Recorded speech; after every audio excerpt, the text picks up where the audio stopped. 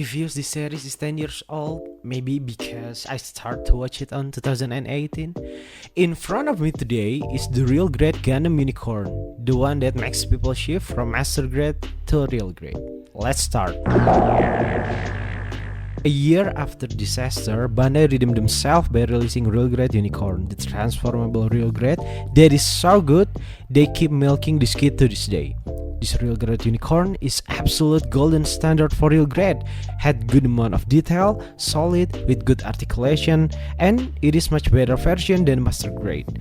But the whole experience while build this kit is on par with Master Grade. Before talking any further, let's check out the accessories. This kit comes with the legendary Gundam rifle, the arms destroyer, the absolute miss, the beam magnum. Then it had one shield and bazooka. The beam magnum and bazooka had removable mags, and we got 4 beam saber, 2 on the backpack and the other 2 is on the forearm. But they give you only 2 beam effect part. Next, articulation pass. Heads is okay with ball to the head and hinge to the body, but it is only move a little.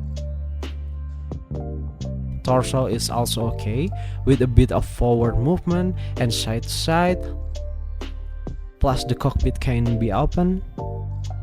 Arm is great, we had hinge to the body with a bit of forward movement, individual shoulder armor, double joint elbow, standard ball on the hands,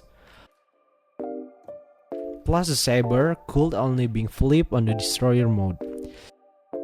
Skirt is there with ball on the front, side and back.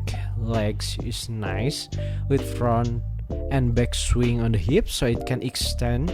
Double joint knee, movable back thruster. Lastly, limited ankle movement, especially on the destroyer mode. And for the unicorn mode, it is basically the same, but some of noticeable changes is on the ankle and the forearm. So how about the good and the ugly? The good part, it is solid even with the transformation, and it feels good in hand, especially when you play with this kit. And I didn't expect to love how the red Psycho frame look under the light. It is looks so good with the white armor, and I quite like the panel line detail. It is not too complicated whatsoever, but still presents.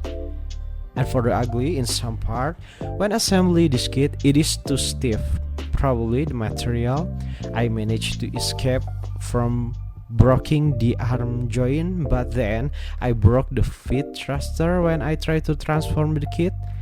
And the other part, probably the articulation is quite limited, especially if you compare with the newest Real Grade release. This kit is boxy and robotic, so don't expect much. For the conclusion, it is a good model kit overall, even for today's standard, but not for you who are love humanoid articulation, because all this kit over was your typical cool robot articulation.